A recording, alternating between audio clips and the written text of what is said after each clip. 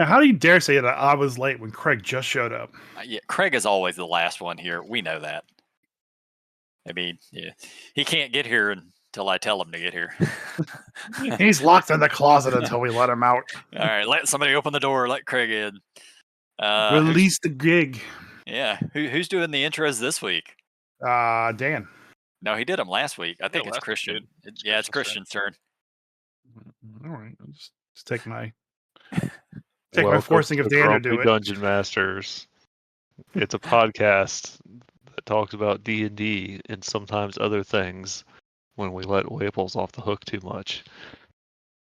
That was These are your awesome. grumpy Dungeon Masters. Jay, Chris, Christian, and Dan. All right, Huzzah. so quick vote. That was never very, let Christian do that again. Yeah, that was very low energy. It was like I was listening to BBC or something. So Excellent. I just got myself out of ever having to do that again. Mission accomplished. So how you guys doing? Good. We were talking about the Greyhawk maps that we have posted in the general chat. Okay. And that me and Dan and Christian had never actually seen these maps before. Until I had seen now. like essentially like the 1980s version of the Greyhawk world with showing the Flaness and Old Keoland, Eastern Flaness, Northern Flaness, all that stuff. I mean, I've seen that. This one seems to be probably redone in the same style as like modern. When I say modern, like Forgotten Realm style maps, and the colors have kind of been up to date. But I do appreciate that they kept all the hex grid that's on here. That's very classic for traveling. And the fact, my complaint with a lot of the modern maps, there's no like distance shown. It's just kind of like kind of arbitrary. This one's clearly 1 hex equals 30 miles, and it shows you exactly where it is. And they also kind of cleared up and showed at least whatever time period that the version of Greyhawk that said the DMG is set in. They actually show the borders of each of these realms. But the other one that I thought was actually very impressive, having done some work like this before, is that they actually hired an artist to draw the free city of Greyhawk, and it wasn't just like somebody doing a job in Photoshop and just kind of putting together with elements from any sort of map generator. Like somebody legitimately drew this, probably in pencil first, then probably with a sepia micron pen, and then they actually watercolor rendered on top of it, and they did a really good fucking job. Mad props. This looks really good. The only photoshopping that's been done is they overlaid like the different quarters, and like you've got Thieves Quarter, Slum Quarter, Artisans Quarter, Foreign Quarter, and River Garden, and Clerkburg, and of course Clerkburg, where all the clerks live, and apparently which seems to be centered right on top of like looks like the arena. Yeah. And for Christian, the Great Library is clearly a temple to his people. It is a pyramid. Yeah. I like that the Great Library is right next door to the Gladiator Pit. Yeah, and right next door to the Black Dragon Inn, which I think is the Greyhawk's equivalent of the Yawning Portal, or that is the Green Dragon. There's Silver Dragon, Green Dragon, and Black Dragon here. Okay, there's a lot of dragon inns. There's literally a place called the Unearthed Arcana. Yeah, I was about to say there's a tiny little building near the eastern wall called the Unearthed Arcana. Oh, Christian, there's more than one pyramid in this town. Look just north of the Temple of the Far Horizon, over the Temple of the Radiant Sun. And it looks like there's probably another one over there under the High Quarter label. I'd like to actually see a copy of this without all of the text put on top of this. See if we can dig that up. But yeah, anyway, I think all these maps, the maps that I put it in the general chat in our Discord, I got right from the D&D Beyond site since the DMG was released there. So I can see if they have a player version of that. By the way, the current year of Greyhawk is 520. Yeah, I saw some people talking about that online, and essentially they didn't move it forward since second edition. That like they've done in like the other phones. Maybe it's just because it makes it a lot easier just to use the chapter in the DMG to give yourself an introduction to Greyhawk, and then just grab all of the PDFs from DM's Guild or whatever, because there's tons of old Greyhawk material which you can pull from. Yeah. So, but if it's all the same date, then the Greyhawk Wars haven't even started yet. Since they haven't they haven't released any novels, they haven't released any lore books since second edition. So yeah, there was a return to Castle Greyhawk or an expedition to Castle Greyhawk in third edition. Yeah, there was minor. Yeah, but it was just like hey, it's a return to Greyhawk, and that was it. Yeah, that's been a long time. Yeah. I posted a map without the text on it, so you can see what all the buildings look like. Oh, cool. Without the Photoshop text. But yeah, I mean, like that art style, whoever drew those, and I'll see if I can't find it here. Yeah, and I'd love to find the artists, see if I can follow them. They clearly know what they're doing, and they clearly studied old maps like this. Yeah, I'm looking at the world map, and I found the Lost Caverns of Sojcanth. Hell yeah! Which I think we talked to Luke Gygax specifically about those. Yep. That is a wonderful module. Never played it. Highly recommend. never played it, but it's great. So it has 3 cartographers: Francesca Ballard, Dyson Logos, and Mike Shaley. Mike Shea is the one that probably did the overland map. He does really beautiful work, but it's all in the same style, and you can tell it's his. He does. Okay. He's actually been their go-to since I think 3rd edition. Huh. There's the White Plume Mountain. I ran that a couple of years ago. That was a great time. Yeah, because that one's in the what is it, tavern, the Yawning Portal book, if I remember right. The Yawning Portal. Yeah, it is. Temple of Elemental Evil. I'm seeing all these locations on here that I'm like, I know this place. So being that we're talking about, they actually labeled where those locations are, because and on the previous maps they did not. Well, I think they had to. They wanted to.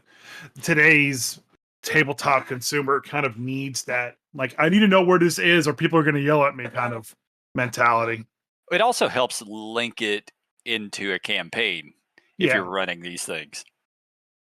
Oh, I'm sorry. It says the year is 576, but I think the map is where I saw where it said it was 520. Ah, okay. Huh. World of Greyhawk years. Let's see. There's actually a pretty good online source for this. So 576 is what you saw on the map? 576, yeah. I'm looking through the DMG. This is Greyhawk. The year is 576, common year. So yeah, a couple of you guys actually have the 5R DM's guide. Yeah. So we should definitely talk about that some. Other than just the maps. Jay, do you happen to remember back in like 2022 I said that one of my goals for the year was to read the DMG? I remember you saying that, yes. And then I didn't do it at all? Yes. Okay, well, that's because the 5th edition DMG it's hard to read. It really is. Not that it's bad or the information in there is bad. There's a lot of stuff that I like about it. There's a lot of tables and stuff, but it's a really hard book to sit down and read. Whereas this one, I actually read.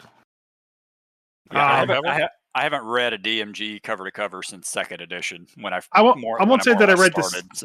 I can't say that I read this cover to cover. There's some things that I skipped, like the Greyhawk section, which just as a side point about that, when you look at the colors of the pages, they actually change the colors of the pages to be more old-timey, so you can just tell visually right where the Greyhawk stuff is in the book, like along the sides. So like you can tell where the Greyhawk stuff starts, and like the page and the paper looks and feels different, which is kind of weird. It's a nice like little touch that they have for that. Yeah, they yellowed it, which is interesting because that's the way a lot of the old modules would be printed, and they're made to look like parchment paper sort of thing, Yeah. Great. So like I didn't read this thing, cover to cover yet. I read the first 4 chapters in pretty good detail. There's a couple sections that I skipped, and I have to say that sitting down and reading this was quite easy. I was able to do it in like a couple hours. There's a lot of information in there that like I think that if anyone's going to ask me, it's like I don't know. I want a DM, but I don't know where to start. I can now full-heartedly say, get this book, get this DMG, and start here because this covers everything that I would ever want to teach or tell somebody. And honestly, I can't disagree with most of the things that they say in here. I don't think I can disagree with anything. Which is what they talked about, and I don't have the Right. book. I haven't read it yet. But like Jay, I haven't read a Dungeon Master's book. I read like back in the day the Rules Cyclopedia, and then the second edition Dungeon Master's Guide, which is when I started transitioning from playing to actually running things for my friends when I was in middle school. Yeah. But I have seen them say over and over again that we wanted something that was good for beginner DMs and laid out in a way that made sense, that would take them from I am picking this up to learn how to be a dungeon master. And they mentioned how like the first book, the 2014, DMG is not laid out particularly well for beginners because it just sort of like there's a few things and then it says like let's build a world and then it's weird optional rules, and then later they tell you how do you construct an adventure, and like it kind of jumps around in a random fashion. Where they said they kind of wanted to take you through the guide of like what is being a dungeon master, how do you do it, how do you make things, how do you deal with players, and then kind of get into the more advanced stuff like building your own world, building your own adventures. Yeah. Right. So the first chapter here is called The Basics. And this basically just describes what a DM is, what kind of DMs there are. They have actor, director, improviser, referee, storyteller, teacher, world builder. And then they say like everyone's not just one of these. You're multiple shades of all these things. Lots of overlap. Yep. Yeah, lots of overlap. That talks about making mistakes and how it's okay to make a mistake and what to do when you make a mistake. Shit, I made a mistake yesterday running my game, and it's like all very sound advice provided in a very nice way. One thing I was really worried about was Hasbro kind of like overreaching and being like, oh yeah, you can do this. Make sure to get it on D&D Beyond. And, really pushing their products for things like their VTT up and coming. They mention a lot of VTTs in here, that not by name, but just like those are available. And their advice is to shop around, try them, figure out which one you like. So they don't give you one VTT is better than the other. The only time that I could find that they mention D&D Beyond at all was when they're talking about the character sheets in the campaign journal. They say that you can go to D&D Beyond and get those as downloads. Okay, which makes sense.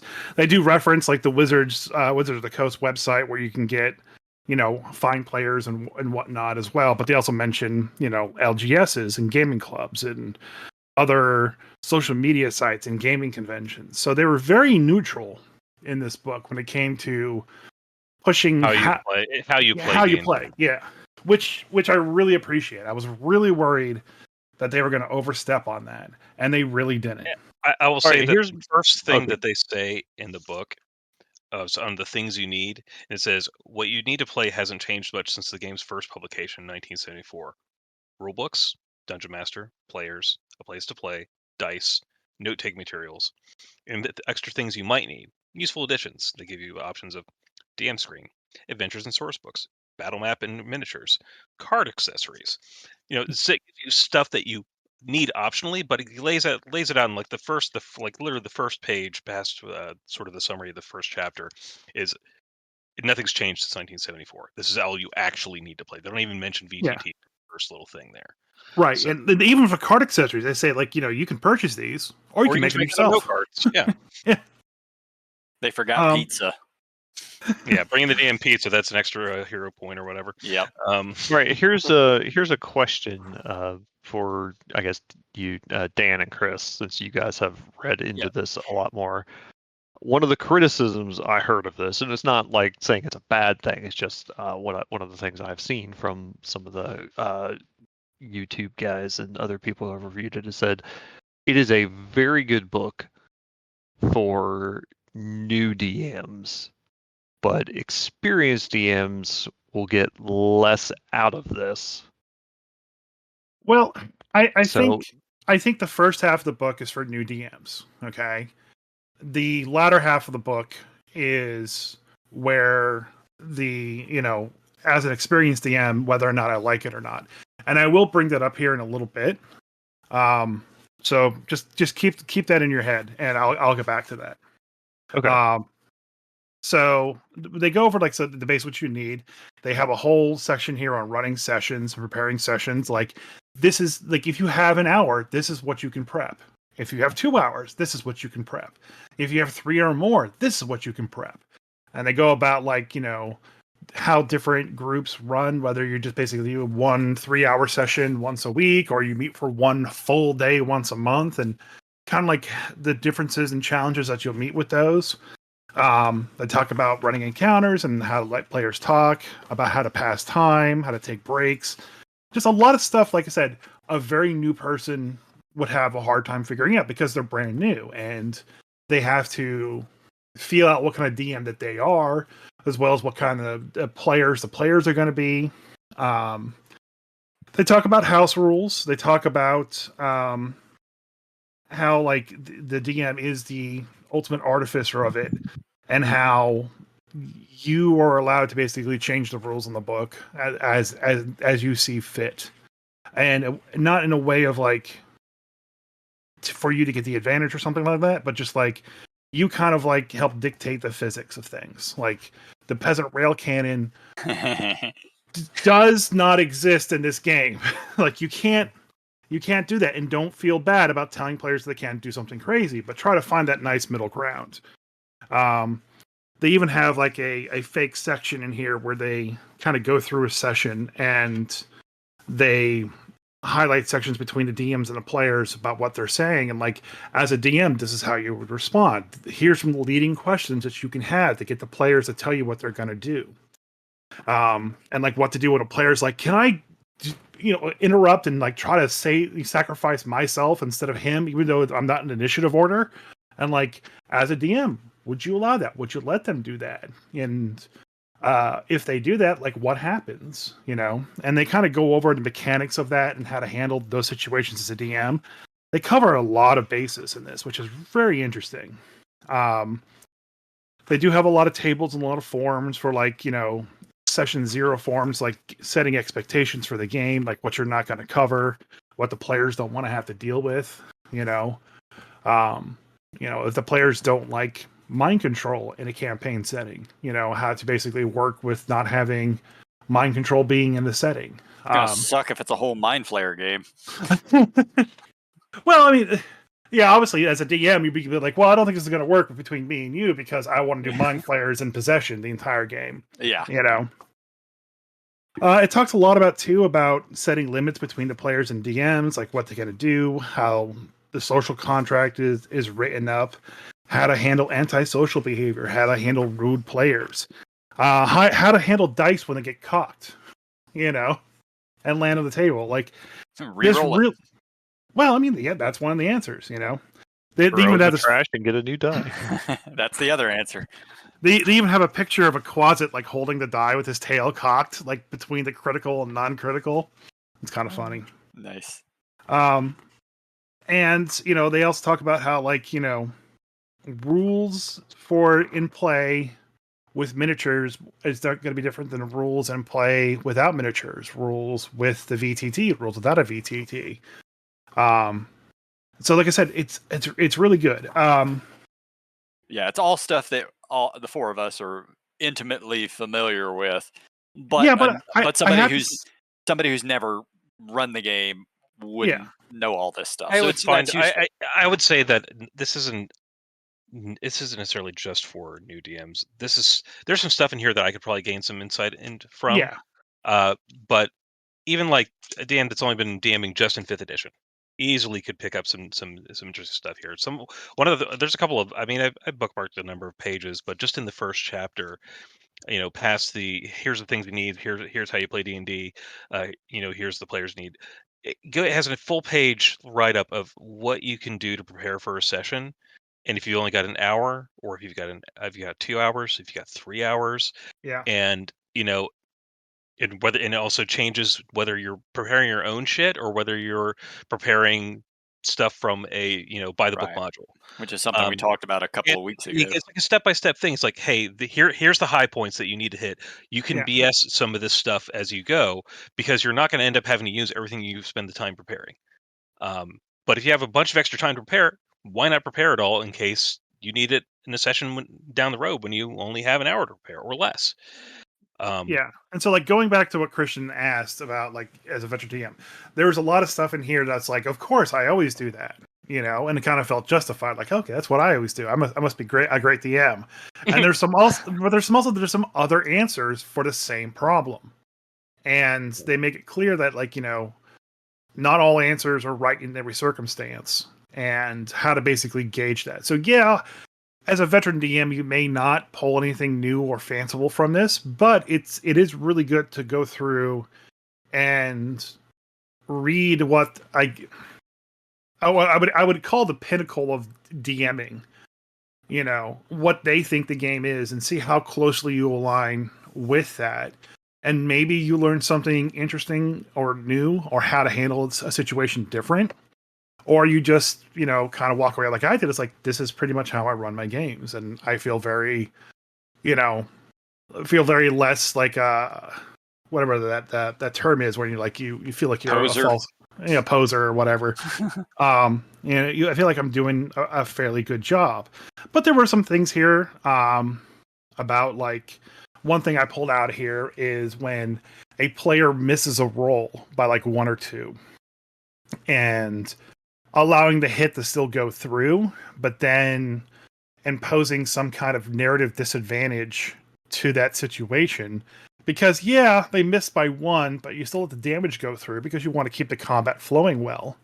But maybe they just drop their sword. Or they have disadvantage on their next attack because they get kind of caught up in the armor of the person. So it's definitely worth the read, whether you're a veteran or not, I think. And I'll expand upon that when we hit more sections later. I like that they kind of cover that's like they're baby stepping into that kind of a little bit of degrees of success, which is something I've always kind of enjoyed. You can just outright succeed, but you could also succeed, but you hit the guy, but there's a complication. Yeah, I think I like there are games where that's good. I don't know that D&D is one of those per se. I don't right. know. Yeah, I don't know that it's great for D&D where you're rolling attack rolls all the time. Like that's something that just slows down an already kind of slow combat system that is this edition of D&D. So yeah, I can see you don't want to do it all the time, but having Yeah. some rules for a dungeon master where it might make narrative or dramatic sense to allow that, I think is a good thing. Yeah, So just telling new DMs that they can do that is yeah. important. So that section that I brought up was in the consequences section. And it says, as a DM, you can use a variety of approaches when adjusting, educating success and failure to tailor the game to your liking.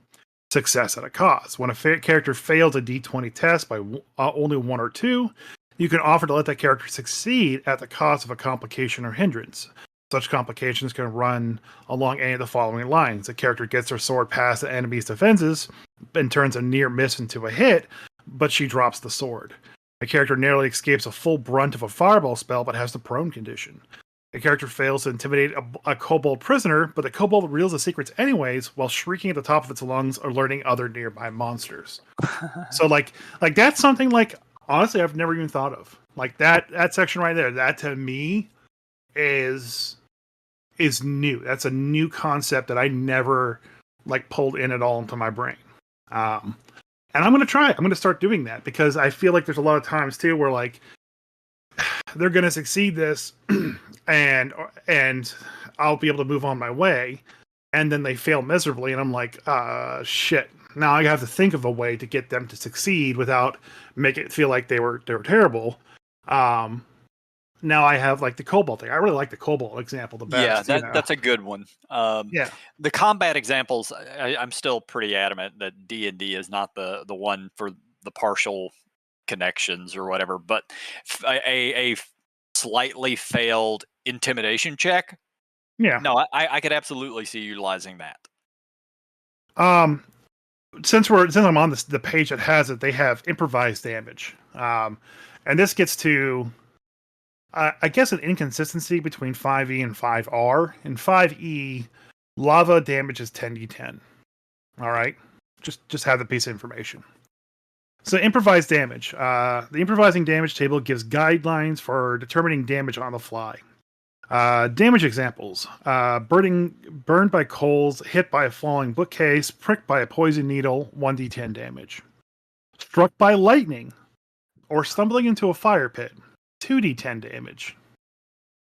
I feel like lightning would do a lot more damage. Right. Okay, that's what I'm going for.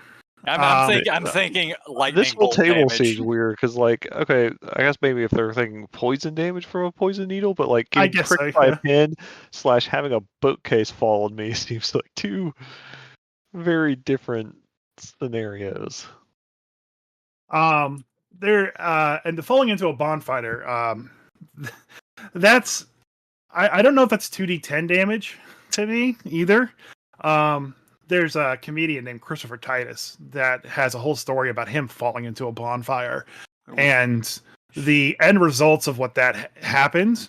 It doesn't sound like 2d10 damage in my opinion. So I guess like it's stepping on a d4 is supposed to be 1 point of damage, which is always kind of what I like to gauge things by. I mean, Legos suck, but they're not going to kill you. Right. That's 1 point of damage. I don't know if you falling into a bonfire is 2d10 unless you're always rolling high. So just moving on to the table, 4d10 hit by falling rubble in a collapsing tunnel, tumbling into a vat of acid. That sounds about right. Crushed by compacting walls, hit by sterling wheel blades, wading into lava, 10d10. Okay. All So right. that matches up.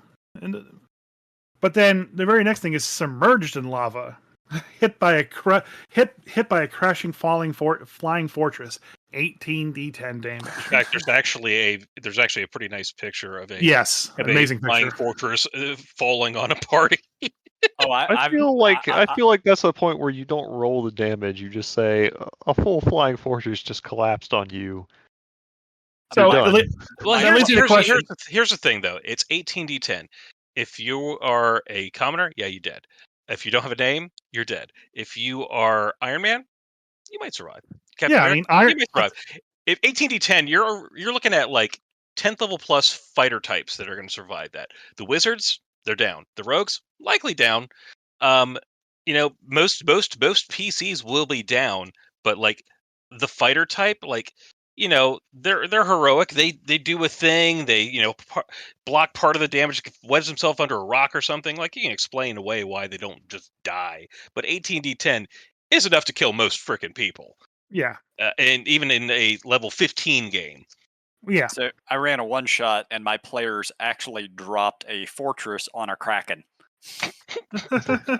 Yeah, God, I'm trying to think of the magic item, but there's a magic item that will summon like an iron tower or a fortress. Yeah, or something. I know the one you're Morning talking about. King's Magnificent Mansion or some shit. No. No, There's the an actual fortress magic one, item yeah. that's like it's an iron tower. Yeah. Yeah, I think it's like it's Iron Fortress or some shit like something's that. instant fortress or something like that. Darren's instant fortress. That's it. Yeah, they fucking threw it up and threw it in the air and summoned it up and dropped it on the fucking kraken below them. So 18d10. Yeah. I don't remember how much it did, but there is one final category to this, which is 24d10, which is tumbling into a vortex of fire on the elemental plane of fire, crushed in the jaws of a godlike creature or moon-sized monster. Or getting eaten by a Bad of Devouring. Hell yeah. No, Bad of Devouring is in here and it does not do anywhere near this damage. I'll talk about that later. That's our ecology for the night. So they also break things down by damage severity by level as well too. Like if your characters that are level 1 through 4, a nuisance kind of damage is 1d10, average to 5. If you want it to be deadly, it's 2d10 with as for an average of 11. If you're 15, you fall into the 40-10 for nuisance damage and 10d10 for deadly damage. So I really like that they added like little charts like that. I don't know how successful this book would be with I need this information on the fly and pulling this information up. If you have it on That DM screen. Yeah. Put if it it's on the DM yeah, I screen. don't know what's going to be on a DM screen, but this is definitely something that I'd love to pull out and put on the DM screen. Yep.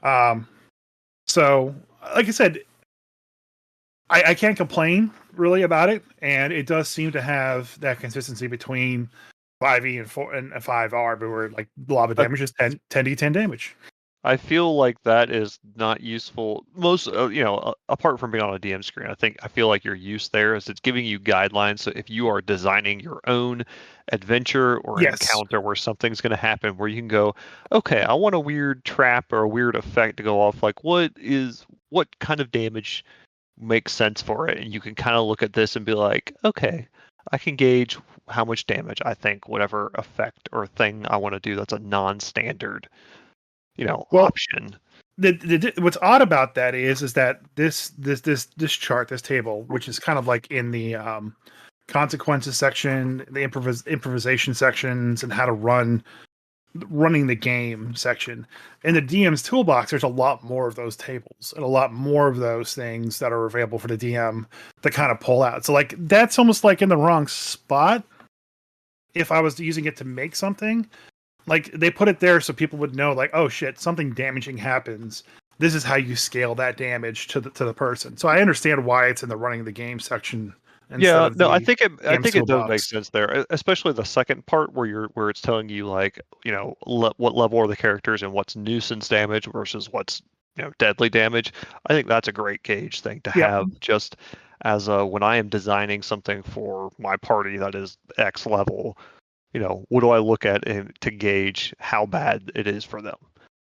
The rest of the running the game chapter talks about like, line of sight, how to run encounters, how to track monster hit points, tracking initiative, different ways they do things like that, to help you kind of like find your way of doing it.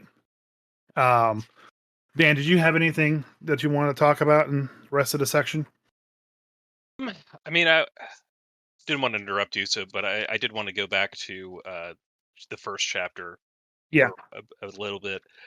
They had a pretty good breakdown just past the preparing for a session section, and it's called How to Run a Session.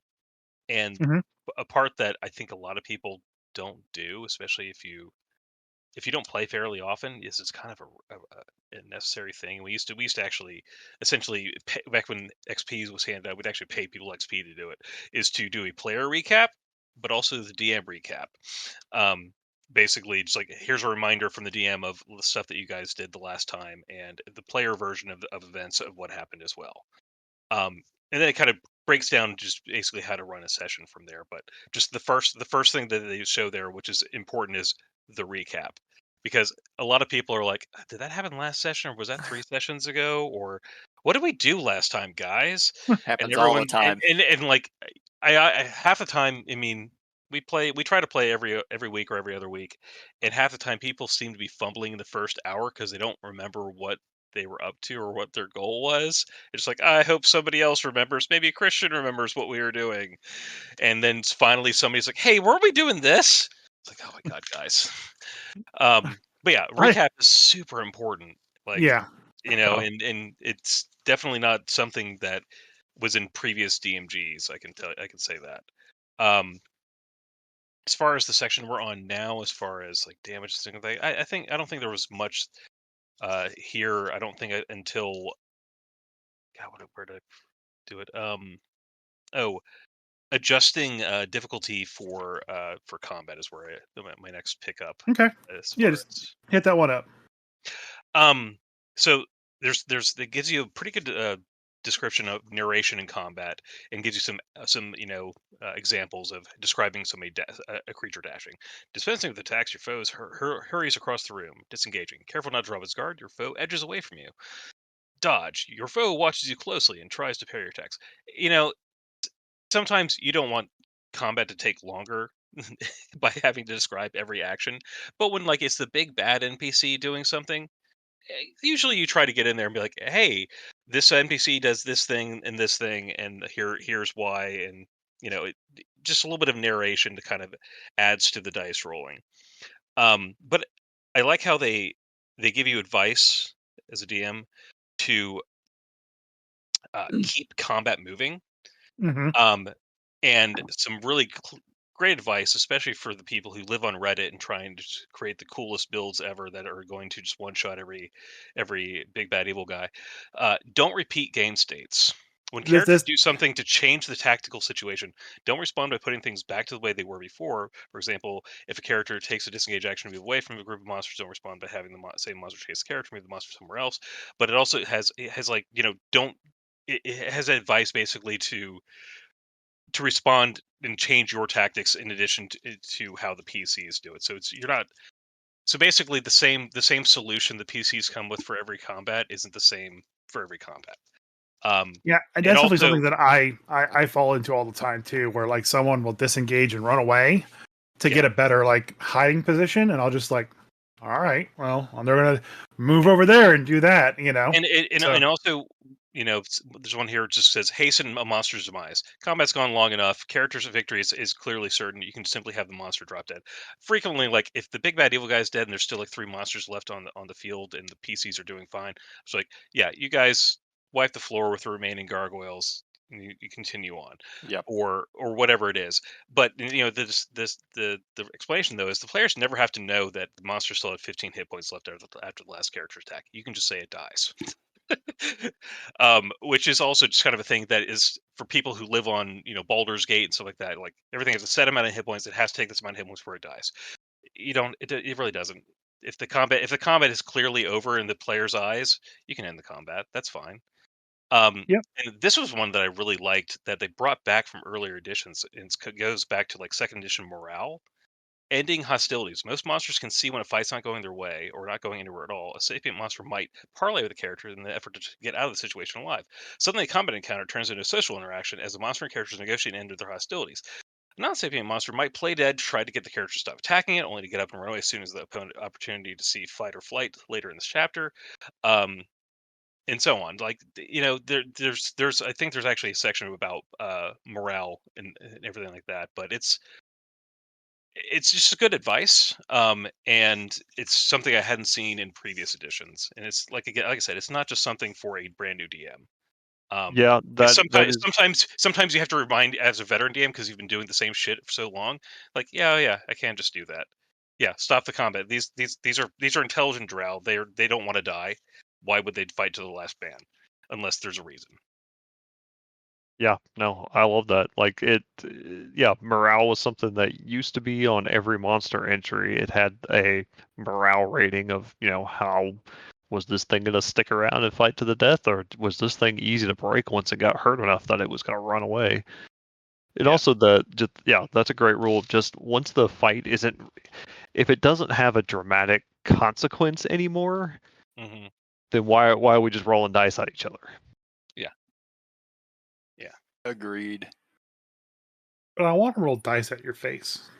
But other stuff in this chapter, we've got urban and wilderness chase complications, which they tried to introduce this. I don't think it's actually in the DMG itself, but they decided to introduce in this weird product, which was like a wilderness dungeon master screen, which had some chase complications and stuff in it. This looks seems to be kind of reprinted from. But the problem with I've always had with chases is that if you're in a high fantasy setting, you're going to have people with teleportation spells or people that can cast a long strider or something that's going to allow you to just catch up. And chases, I've never been able to actually run a chase where it felt like a chase because there's always somebody who's like, you know what, I just cast entangle on the guy or web or first level spells you can stop a chase in its tracks, hold person, and the chase is over. So yeah, but I think. the chart that they have here is kind of cool though. So if it's a rogue trying to shadow somebody who notices him suddenly and the guy starts running off, the rogue doesn't have anything to stop him with other than maybe shoot him with a crossbow, but he could chase him. So yeah, kind of interesting. Yeah, chases are always very difficult to manage as a DM. I try not to include them. Yeah. I don't think they work in in modern D&D. It's become too high magic, high fantasy, where almost every class has magic. So, yeah, exactly the things you guys pointed out. Someone teleports, someone entangles or puts up a wall of fire or some other thing, and you Well, just you're also dealing with a game where everybody's movement is the same. yeah. Most everybody has exceptions of monks or barbarians, or maybe you got a wood elf with a 35 speed. But Yep. your speeds are all very close together, which actually can work okay for a chase. It can make it okay. Well, how are you actually getting away from these people? You got to think about it. But the problem is, all the magic makes it to there's no point in running it. Yeah, But it's unfortunate. They Yeah. try though. I mean, they give you an example. If I could see it working in a low magic game, yeah, but in a high that's magic not game, D&D anymore. it's just not useful. Another part that I thought was really good, and I think I mentioned this the other night, is the part on death. And they kind of expanded on it a little bit. They showed death scenes about what happens when somebody dies, uh, what happens if everyone dies, if the fabled TPK happens, what you can do to not end the game there. Uh, there's also kind of a section on scaling lethality, which I think is like, I think I mentioned the other night to Jay, and it's basically kid gloves. When people drop, they're not dead; they're defeated. A character who has one hit point in has the unconscious condition, the character can regain hit points as normal, but the character remains unconscious until they are targeted by a greater restoration spell or experience a sudden awakening. A sudden awakening is after finishing a long rest. The character makes a DC 20 Constitution saving throw. On a successful save, the unconscious condition on the character ends. On a failed save, the condition persists. So essentially, it's an alternative that basically takes death out of the equation, which is, I think, for running a game for young kids, Yep. which would be great. You don't. I don't want to. I don't want my kid running around saying, "I'm going to kill that guy over there because he stole 3 gold pieces from me." Like, that's not what I want my kid shouting when he's in elementary school. Uh, you know, I want to defeat the dragon. Okay, that seems fine. Um, but yeah, there's the advice on TPK gives you some options here. There's a fresh start. Everyone just makes a new character, obviously. It's the most drastic option, but it's also the most classic option. The Divine Council. The characters find themselves before a council of deities who are arguing about the character's fate. Characters must convince the council to return them to life. Escape from the underworld. Also another classic. Dead characters wake up in Hades and must find a way to escape the grim underworld and return to the world of the living. Imprisoned, wake up in cells, another classic. Raised by another, a powerful individual finds the bodies of the adventurers and has them raised from the dead, putting the adventurers in debt to the rescuer. Rescue mission. Players create new temporary characters who are tasked with retrieving the bodies of the fallen heroes, which I think is something we talked about with Bastions, because you have these NPCs at your Bastions that could possibly have heard about the TPK of the party, who could then form their own party to go recover the bodies of the party. Yep. AKA wizardry. Yeah, exactly. So I thought that was a kind of cool section. But I think all of us understand how 5e works compared to previous editions. You got to try real fucking hard to die in this game.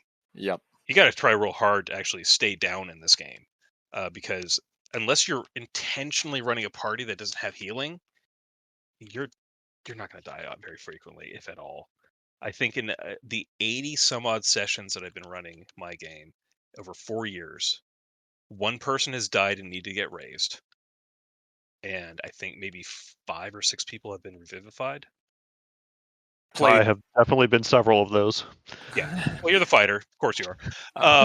I played through 2 full campaigns, one of them all the way up to level 30 and another one up to level 15 or so without healing.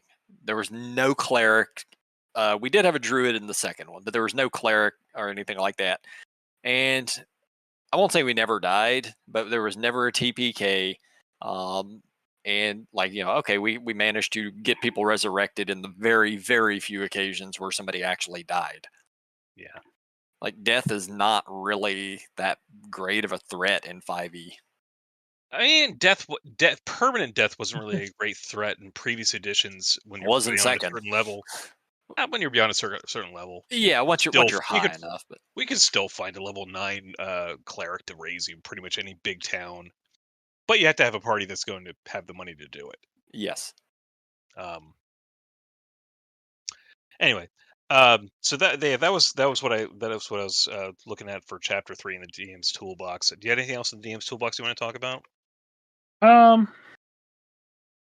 Yeah. It's like I guess like one of my I guess small criticisms with the DM's toolbox is that they don't put anything in tables. They put everything as just a paragraph of text, which isn't a bad thing. They have so much more information in here, so I can kind of see why they did it. When you talk about I like feel like the layout's better than just in yeah, tables, though. I yeah. really do. So like it's actually like creating a monster. They have all these traits, and then they have all these like basic traits that you can give a monster. First off, I like it because it sets a level for people creating new monsters that use the same terms, the same terminology. You know, like what does Fey ancestry mean?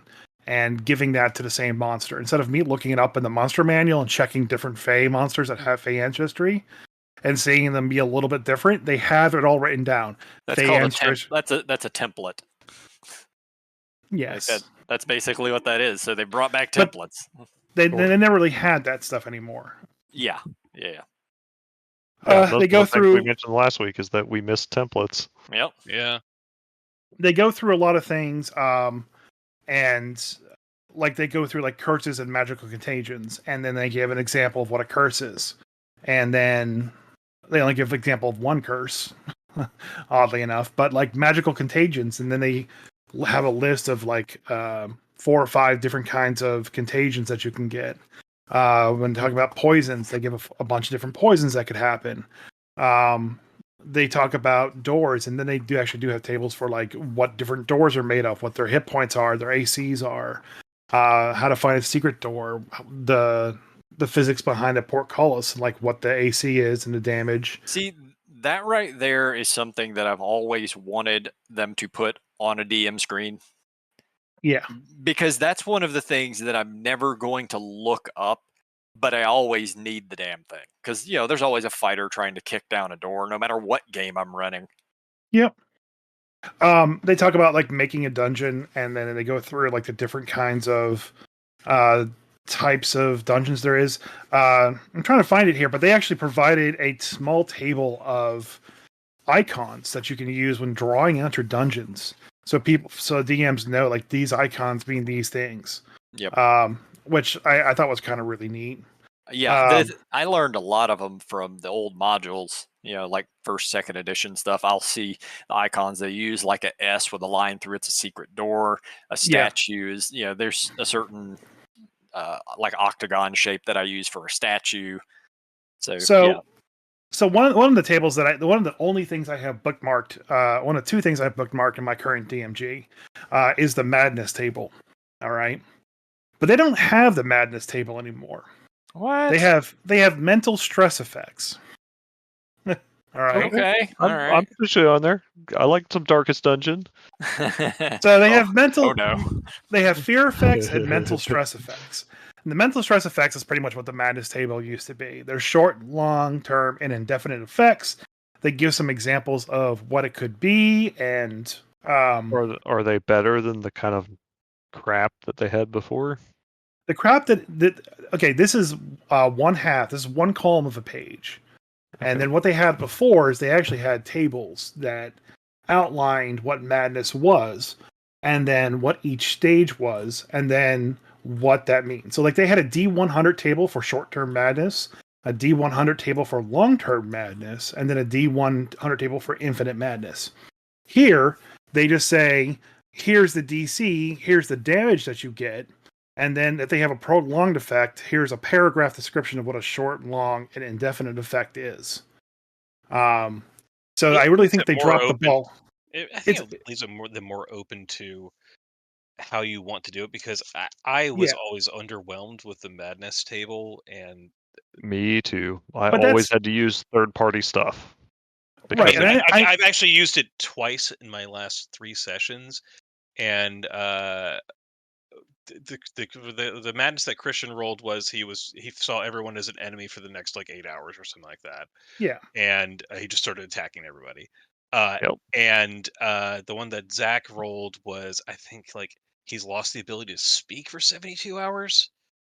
And it's like, yeah. okay, what Well, the fuck's that yeah, have to do with literally anything? Like, yeah, I nothing. know he saw a weird Far Realm thing going on there. Like, I actually like if I could roll back time, I would probably rather him just make that DC 20 save, take the 96 psychic damage, and then have disadvantage on ability checks for the next 24 hours. Because of what he saw, because he's stressed out about it. That seems actually better to me because it's up to my I think interpretation rather than just a random fucking roll on a table that doesn't really apply to the situation. right. So for me, I like the table. I like that's just my preference. But I can see For how fourth this one edition, is. I understand that. But I can see how this one, the leaving it open ended, is better in the long run for teaching DMs and trying to get them to be creative and create a more circumstantial madness effect. Okay. But I do like the tables here. I like just the tables. We go, okay, here's the tables. Give me a D100. All right, you're the only person you can trust, and sorry, there's only one person I can trust, and only you can see that special friend. You get that indefinitely. I like the randomness of the tables. I like that I don't have to think about it. I like that I don't have to be creative and think of an answer. And yes, I know there are third-party sources that do it too, and that's great. If I found one of those that I like better, I'd use that one. But I miss the fact that these tables that have these lengthy random effects basically don't exist in this new edition. But I understand why. And The way I have seen it done better in some of the first of all, there's better third-party tables because even though you're saying, oh, you get to roll a D100 table, for people that don't actually know what the table looks like, the biggest D100 table for long-term madness has 12 different options on Yeah, that it's not D100 many. table. yeah, It's not a big giant table. So if you're running a game where that stuff is used frequently, like a Ravenloft or some of these other games where you might use this stuff, you run into the same thing over and over. I remember running a game where a friend of mine was running, and he kept rolling it. One guy rolled the same thing in 3 sessions, 3 times in a row. We're just like, okay, this is getting Apparently, fun. that's his thing. Yeah, but I think what I found better than and I like a good random table, so I get you on that, Chris. I just don't think these are good. The old ones were good random tables, but a good implementation I've seen is when you're facing a certain either a challenge, a monster, or something that will inflict some sort of mental stress or madness on it. To tailor it, you have it in the description of that effect, trap, whatever, what it is. So you get hit with the thing, and you make your save or not, or it just inflicts you, and then you already know what the effect is right there under the monster or the trap or the encounter, and that way it's tailored to whatever it is, so it makes sense. And that way it Yeah. also works well because if players do some investigation or finding things, you can telegraph that danger a little bit by saying, oh man, yeah, you guys have heard legends of this creature. It makes people run screaming into the hills after an encounter, or they come back just drooling and unable to take care of themselves, and they can sort of start to kind of build of something in their mind of, oh, okay, we know what we might expect, and then the effect makes sense with whatever you're facing. There's just better ways to do it. fair enough. So the next thing I want to talk about is actually the next page. Dan, since you have the DMG in front of you, go to page 72. Mhm. And can you describe for the audience what the picture is on that screen, on that page? That is a dwarf. Mm-hmm. That is a dwarf Oh. with a shield on his back, with a broadsword tucked under it. He's got a big red beard. He's got like a little circlet, and he's got like a kind of a braided ponytail going out his back of his head. But really, what's notable is he's fighting a troll with this big long nose, and what he's fighting him with is what's interesting, and that would be a pump action shotgun. Um, and I will say that I'm not a fan of the art of it, and I was a little surprised to see this in here, but if I'm seeing a dwarf with a pump action shotgun, he needs to be holding this fucking thing right. Like he is holding, like whoever the artist is, I don't think has ever seen somebody fire a shotgun before, because he's holding a shotgun like the palms of his hands are to the side of the shotgun. He's holding it like a pistol, just past the trigger, and like both hands are like on where the trigger mechanism is. Like that is not how you fire a shotgun. I don't care if you're a dwarf. Well, but yeah, that's what they show there, because of course read the text, it's the DMG, and the next page of course shows modern ranged weapons and futuristic items and explosives and stuff. Read the text underneath when the door. faced with a troll, there's no time to figure out the right way to hold a shotgun. Yeah, I guess so. Yeah, I am looking at this piece of art. The first time he fires that thing, he's just gonna drop it. Like it's gonna kick from his Break hands. your hands. Yeah, I mean, I will say maybe it was intentional. Like whenever they called up the artist to draw this, like I need you to have a dwarf holding a shotgun like he's never held a shotgun before, because he's a dwarf from a fantasy world and just found a shotgun somewhere. And it was in the chest that he found from some other world. But he's smart enough to realize this is a weapon, and he needs to point it at this fucking troll that keeps regenerating. He's seen crossbows. All you gotta do is pull the trigger, right? Yeah. Now I want you to go over to the firearms table on the next page. Yeah, I know. Shotgun has 2 shots, is 2-handed, does 2d8 piercing. Yeah, so it's the stats are for double barrel shotgun. That's a pump action. Yeah. I would say, and I know they keep having these in DMGs, like a small subsection where they're like, "What if you're playing a modern game?" But that's not what D&D really is. And if you want that kind of stuff, you really need a full rule set for it, which is beyond the scope of either the player's handbook or the Dungeon Master's Guide. That's stuff they could have cut out to make more room for stuff that more people are actually going to use. Well, I mean, everything that's on here for firearms and explosives, I like in general, because pistols and muskets are in the player's handbook. They're set equipment now, but you still have to buy proficiency in that. No one gets it by default. So there's still a lot of finagling that has to happen for a player to be able to use a gun effectively. And then it's always got loading on it. There's no way to get rid of loading.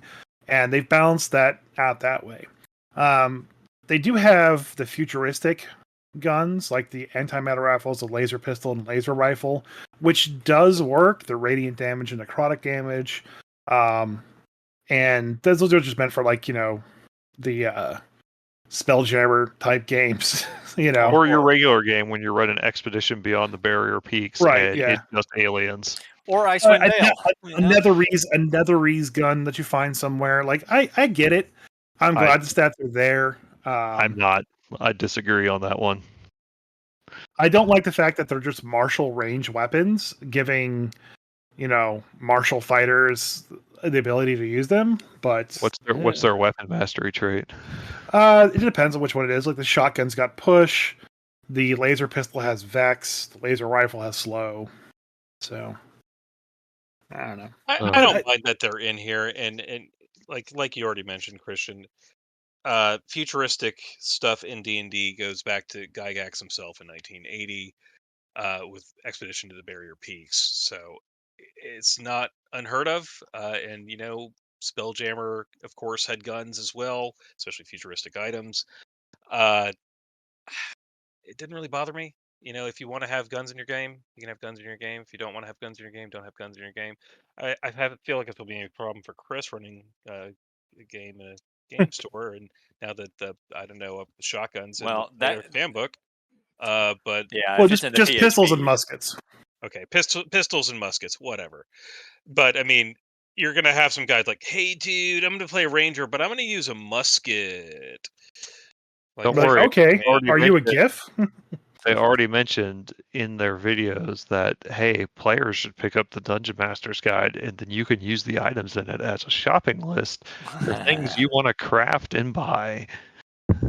Yeah, that sounds like some C-suite exec saying, "Hey, see if you can get the players to pick up the Oh, DMB2. That way, it's not just the 1/10 of our player base doing oh, it." I know it was. That's definitely the part where Chris Perkins looks like they had his family kidnapped while he was trying to sell people other than DMs on the Dungeon Master's Guide. Yeah, that's annoying. But yeah, it is what it is. Like the drawing of the dwarf is just so silly. I mean, It's I don't care. bad. I don't Yeah. care if they added that text there. I feel like that was like an editor being like, "Dude, you got to put something on here to make it look like it is intentionally." Yeah, if you go back and look at my actual personal second edition player's handbook, you'll notice that the arquebus is actually marked out. Like I don't allow guns in my D&D games. Never Yeah. have. Same. You know what? I allowed 2 in my Rhyme and Frost Maiden I game know. because there was a crash spelljammer, and I was like, you Yes. know what? It's literally in here.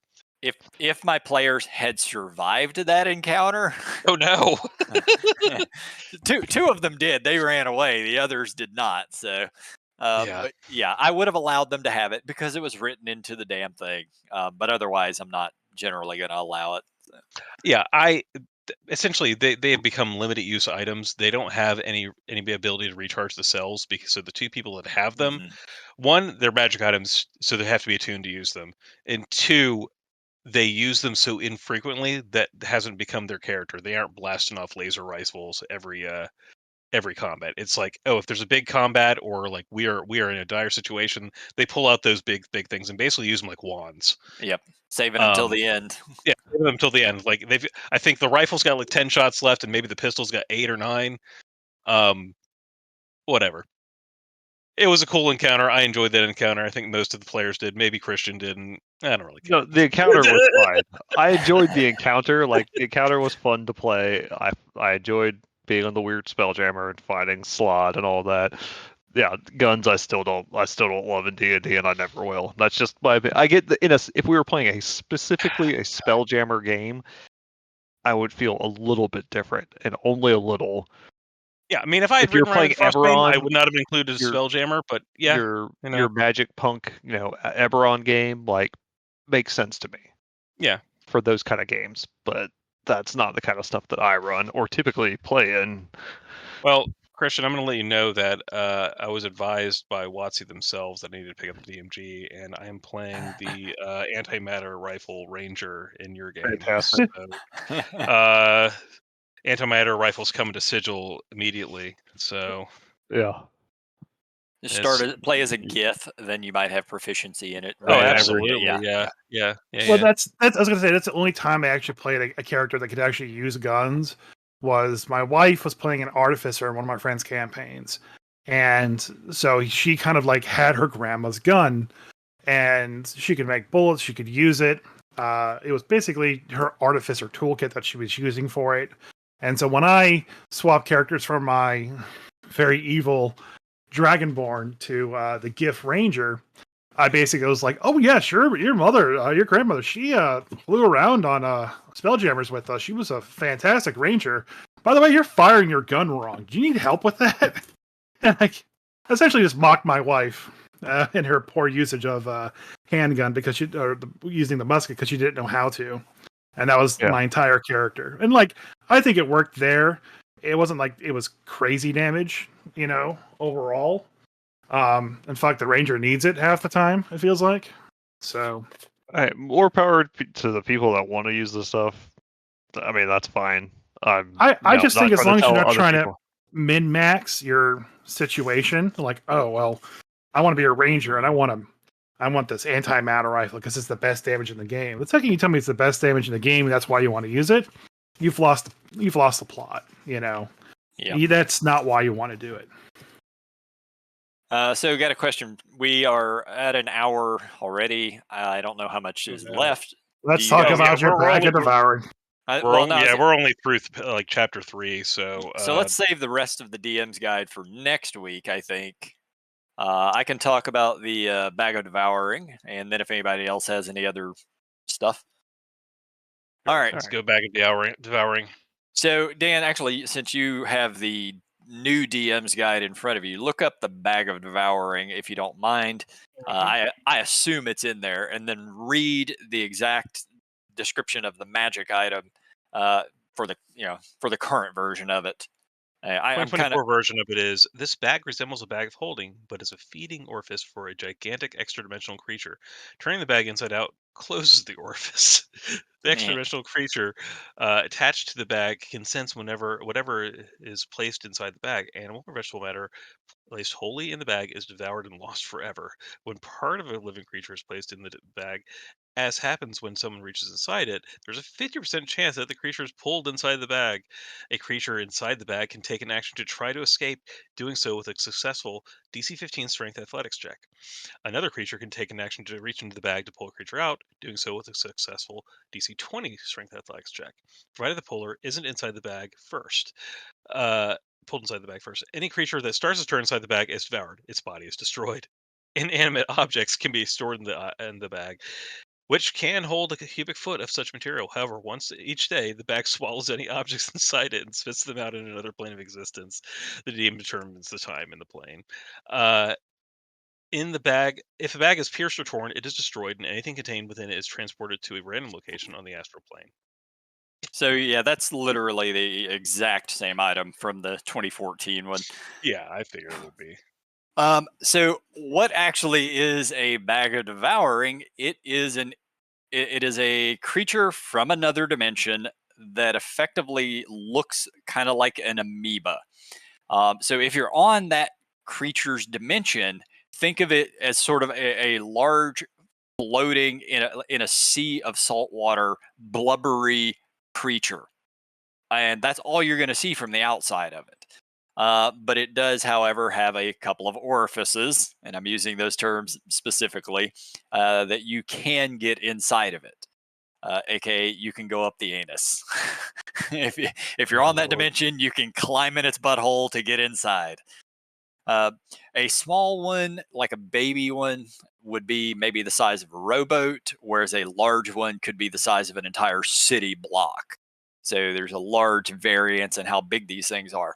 And from the ecology of the Bag of Devouring from Dragon Magazine 271, whatever plane they were on, all life there was pretty much destroyed, other than these floating creatures that are the Bag of Devourings. So they have nothing to eat at all. So they managed to reach through to other dimensions as these bags, and then people put things in them, and that's how they feed. And like a big one might only have, or a small one might only have one or two like bags out there in the universe, but a large one could have hundreds of them. Just depends. Uh, there was one thing that was sort of a discrepancy, at least from what the article says, though. With the with what you read, they'll spit out things every day into a random plane. And that seems to not be the case, at least according to the ecology of them. They devour it, pretty much everything that goes in there gets sucked into their gullets and are slowly broken down. But there's some things they can't actually eat: gems, glass, stuff like that. They just Like ropers. yeah, basically. So they poop them out, you know. So it ends up on their plane somewhere in this, in their saltwater sea. And it's funny because they actually told a story. And as you've read Dragon magazines, a lot of it is just a story to outline how this stuff works. And there was this thief who had broken into this warehouse and was going to get caught, so he jumped inside of a box and pulled a bag up around himself that wasn't his. And it would have killed him, except he was wearing a ring that made him immune to acid damage. So he ends up inside the Bag of Devouring.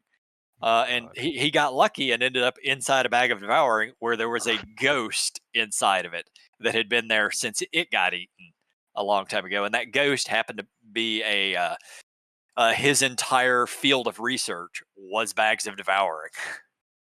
He made a mistake and got eaten by one of them.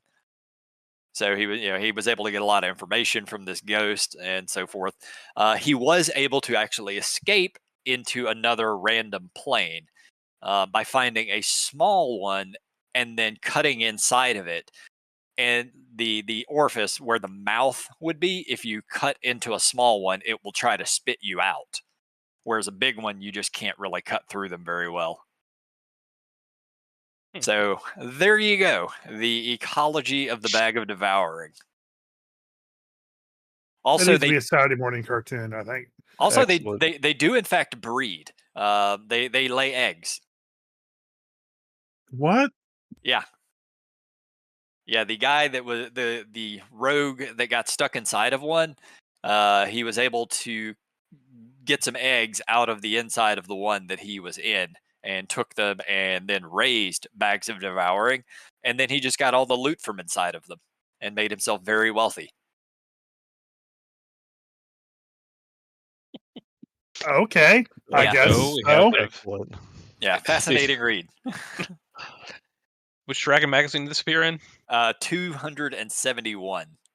Wow. Okay. It's worth reading. It's only a few pages. All right. It's messed all right. up, man. Yeah, I know, right? But now, look, if you wear a ring that makes you immune to acid damage, you can survive in a Bag of Devour. Not Yeah. according to 2024. You're dead. Yeah. Well, I like the more detailed version of it in 271. That's how they work in my games from now on. Sure. I don't believe I've ever actually had one in my game, but you know. I've never actually used one, but I was in a game where I actually had one. I feel like there was a rogue or something in a D&D tournament we played at Dragon Con one year that had a Bag of Devouring. There was definitely somebody that was, I don't know, if they're a rogue or a monk or somebody that their whole plan was they were going to like grapple someone and people and stick shove them them in in, a Bag of and stick them in the Bag of Devouring. Which You I guys- will say is fucking clever. You guys talked about this specific encounter a few weeks ago on here Yeah, about that. Yeah. Yeah, which I will say is very clever. I'm pretty sure I just murdered him with like a hold person spell, and then just he went down like a chump after that. But yeah, it yeah, in a game where you can just buy cursed items and use them, so just of sneezing and choking at a Bag of Devouring or Yeah. online. I mean, anything's game. It's just nonsense you can do with these things. I love it. All right. But Anybody yeah, else? All right. Yeah, we'll No. continue with the DMG Yeah. next week. Yeah. We only got through about 3 chapters of it, Yep. and there's Maybe a lot I of good might stuff have a still in it. PDF by then, maybe if I'm lucky. Maybe. But I do suggest DMs pick it up because I think whether you're old, you can get something out of this. And, we'll talk more about the other sections later, but there's pretty much just good data from beginning to end. So, Yeah. All right. all right, then. Next week.